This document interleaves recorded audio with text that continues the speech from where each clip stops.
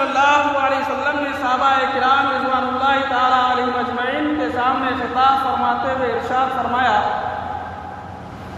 کہ تمہارا اس ساتھی کے بارے میں کیا خیال ہے؟ اگر تم ان کی عزت کرو، ان کا اکرام کرو،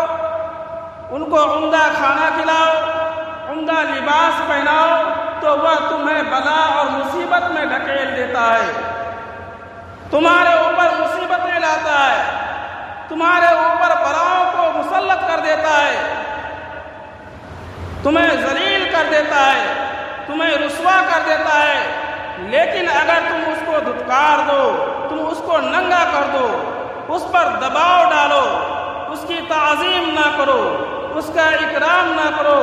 اس کو بھوکا رکھو، اس کو کھانا مت کھلاؤ، تو یہ تمہاری عزت کرتا ہے اور تمہاری جو ہے شاباشی کرتا ہے۔ تو صحابہ کرام رضوان اللہ تعالیٰ علیہم اجمعین نے فرمایا کہ اس سے برا دوست بھلا کون ہو سکتا ہے؟ اللہ کے رسول صلی اللہ علیہ وسلم نے قسم کھا کر کے فرمایا کہ یہ وہی ہے، یہ تمہارا نفس ہے جو تمہارے پہلو میں ہے،